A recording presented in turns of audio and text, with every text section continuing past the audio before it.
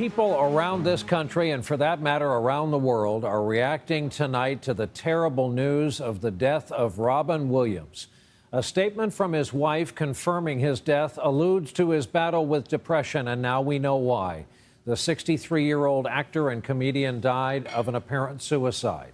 He was among the most beloved contemporary American entertainers, a product of the Juilliard School here in New York, a veteran of improv and stand-up comedy, who then won an Oscar for a serious movie role in Good Will Hunting.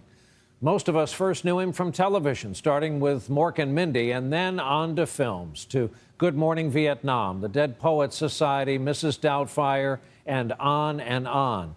Tonight, as you can imagine, Hollywood is mourning a monumental loss.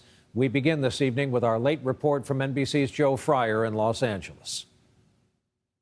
You do, fussy, fussy, fussy, you do. To some, he was the funniest man alive. Comedian Robin Williams was found dead this morning inside his Northern California home in what the Sheriff's Department calls an apparent suicide. In a statement, his wife, Susan Schneider, said, "This morning I lost my husband and my best friend, while the world lost one of its most beloved artists and beautiful human beings. I am utterly heartbroken." There's a little man in the background going, "Don't worry, it'll be cute, don't worry." Williams gained fame on the hit TV show Mork and Mindy. He made people laugh in movies like Mrs. Doubtfire. 10,000 years will give you such a crick in the neck. And was the voice and wit of the hilarious cartoon genie in Aladdin. Good morning, Vietnam! But Williams was also praised for his serious performances in movies like Dead Poets Society and Good Will Hunting, for which he won an Oscar. It's hard to even speak of him in the past tense because he's such a vibrant person, so present, so immediate, and his comedy was always so instantaneous and immediate. In all, Williams' films grossed more than $5 billion worldwide. He was open about his struggles with addiction and maintaining sobriety. His publicist says as of late, Williams had been battling severe depression. He was 63 years old. Tonight, celebrities are sharing their condolences on social media, and Williams' Mork and Mindy co-star Pan Dauber released a statement saying, "I am completely and totally devastated. What more can be said?" The Sheriff's Department in Marin County will hold a news conference on Williams' death tomorrow. Good evening. The death of a man who sang and played the guitar overshadows the news from Poland, Iran, and Washington tonight. Former Beatle John Lennon, who was 40, was shot and killed last night outside his luxury apartment in New York. The alleged killer is an unemployed security guard and printer who had lived in Hawaii. News of Lennon's death touched off a wave of shock and mourning around the world. Steve Young reports. The shooting happened at the Dakota apartment building minutes after John Lennon and his wife Yoko Ono left a recording session. When they got out of their limousine, a waiting gunman said, "Mr. Lennon," crouched in military stance and squeezed off at least 4 shots from a .38 caliber pistol. Within 2 minutes of the time I got there, they brought out Lennon. He was limp. He had blood coming outside of his mouth. He had his glasses on, and there were maybe 5 or 6 police officers holding him, carrying him, putting him in the back seat of a car. Very quickly, Yoko was with him. Lennon was rushed to the nearest hospital just a few blocks away, but was dead on arrival. His body was taken to the morgue. Charlie Chaplin died today at his home in Switzerland. The great comedian was 88, and his doctors said there really was no specific cause. You can say he died of old age, the doctors told reporters. There are very few of us, from small children to the very old, whose lives were not in some way touched by the genius of this comedian. Betty Rollin remembers him for all of us. Although he had been ill for a long time, it is so sad that he should have passed away on Christmas Day. So said Una O'Neill, Chaplin's widow. Besides his wife, 7 of their 8 children, shown here in an old photograph, were at Chaplin's bedside when he died this morning. His actress daughter Geraldine, who is in Spain, is expected to arrive in time for the funeral, which will be private, on Tuesday. Charles Spencer Chaplin, who was born in England and spent part of his childhood in a London poorhouse, began his career in vaudeville, and then in America in 1910 began to make silent pictures.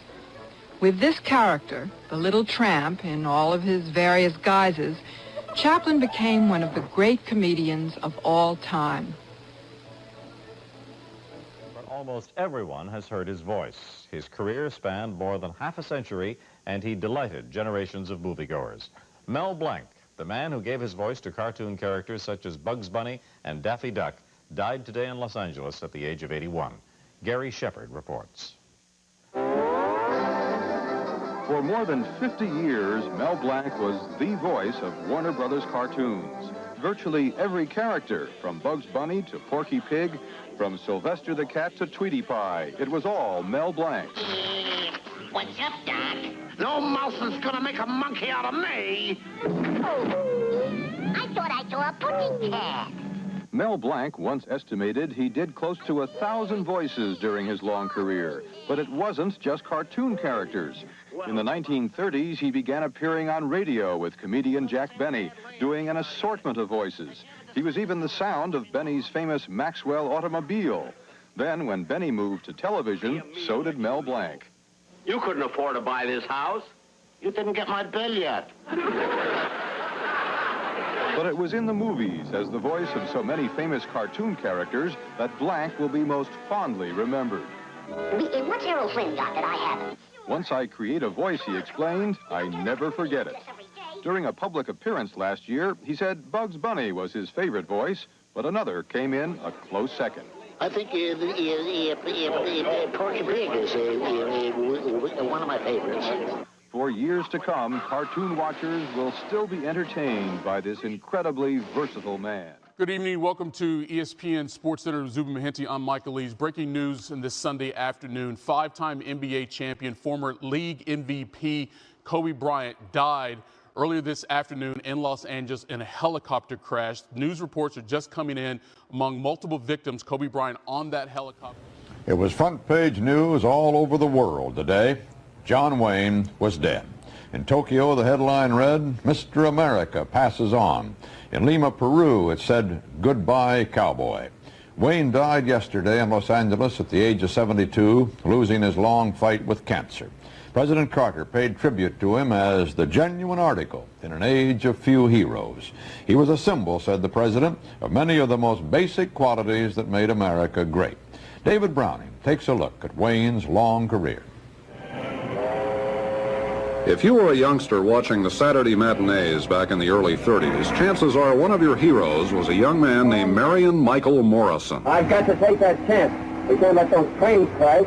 His family had moved out west from Iowa, and after an unremarkable football career at USC, he drifted into the movies and changed the name Marion Morrison into something a little flashier. For over 10 years, he chased the bad guys in B movies and C serials. Until 1939, when director John Ford picked Wayne over Gary Cooper for a Western called Stagecoach. And John Wayne, B actor, became John Wayne, superstar. Hey, look, it's Ringo. Hello, Curly. Hi, Buck. Even then, critics couldn't quite figure Wayne out. His acting was nothing special. Some said it was nothing at all. But when John Wayne threw all 6'4" of himself into battle, doing many of his own stunts, audiences loved it. From Stagecoach to the sands of Iwo Jima, he was America's #1 hero. The man who brought heroes to life and bad guys to justice, Stan Lee created a comic book universe that was true to its brand name, a Marvel. Born Stanley Martin Lieber in New York City in 1922, Lee entered the comic book world as a teenage assistant in 1939. An aspiring novelist, Lee helped usher in the silver age of comic books in the early 60s, bringing sophistication and mass appeal to a genre once exclusively marketed to children. I wanted to write about people, not about guys punching each other. Those people, flawed, relatable, lovable characters, Lee's signature breed of superhero. Remember, with great power comes great responsibility. It's no fun reading about somebody who's perfect. You want to read about people that you can identify with because we've all got problems. And if you can create and write about a character who is flawed, but manages to overcome those flaws, then I think that's pretty good. The scene for a movie version of Twilight Zone attempted to recreate the terror and the carnage of the hell that was Vietnam. And then, as the crew watched in horror early this morning, the make-believe dissolved and actor Vic Morrow and 2 Vietnamese children were killed. As David Dow reports, the Twilight Zone became a nightmare. The location was a simulated jungle in Vietnam, site of a battle scene for a movie version of the old Twilight Zone television series. But it became the scene of a real-life tragedy. A helicopter with 6 men aboard maneuvered 30 feet off the ground to film the action. Suddenly, it lost its tail rotor and crashed into actor Vic Morrow and 2 young Vietnamese children he was carrying. They were killed instantly. There's speculation that debris from explosives being used in the scene may have struck the helicopter. The 6 crewmen were treated at a nearby hospital for mostly minor injuries. For Morrow, 51, it was the end of a career that began with a tough guy role in the 1955 movie Blackboard Jungle. Hey, don't you know his name, jerk? Excuse me, Mr. Jerk. The death of puppeteer Jim Henson today was unexpected. Henson died from complications of pneumonia, which a New York hospital spokesperson says was untreated for 3 days by Henson. He leaves behind a community of children taught and entertained by his Muppets. Barry Cunningham looks at the life of Jim Henson. Oh, this is Kermit the Frog speaking to you from the scene of the accident, where Mr. Humpty Dumpty is just fallen off of his wall. Puppet shows are as old as ancient history, but never in history has there been a puppet show as popular as the Muppets. Certainly, had I thought about it, I wouldn't have thought that I would be doing what I'm doing 30 years ago. Puppet master Jim Henson called his warm and fuzzy creatures Muppets because they were a cross between marionettes and puppets. Starting off on a sad note this evening, one of Hollywood's leading song and dance men has died. Gene Kelly died peacefully in his sleep today at his Los Angeles home from complications related to 2 previous strokes. He was 83. Jim Moret has a look back at the career of this legendary performer. He was an actor, director, singer, and choreographer. Well, I'm a pretty special guy, and you're a pretty special girl, so why don't you and me do some fancy stepping tonight? But most of all, Gene Kelly was a dancer's dancer. Kelly's film legacy spans more than 3 decades. He made his screen debut in 1942 opposite Judy Garland in For Me and My Gal. The bells are ringing for me and my gal. Garland was the first of a string of leading ladies whom Kelly literally swept off their feet. Sweater and a friendly invitation. Won't you be my neighbor? Fred Rogers, the gentleman and guiding light of PBS television's Mr. Rogers' Neighborhood, is dead.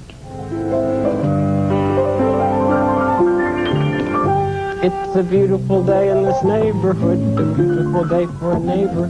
Would you be mine? Could you be mine? Fred Rogers died today at his home in Pittsburgh, Pennsylvania, after a brief battle with stomach cancer. He was 74 years old. After more than 30 years of talking with, not to, children, there is an empty place in the neighborhood tonight and a pair of sneakers that will be mighty hard to fill. With you, so let's make the most of this beautiful day. Since we're together, might as well say, would you be mine? Could you be mine? Won't you be my neighbor?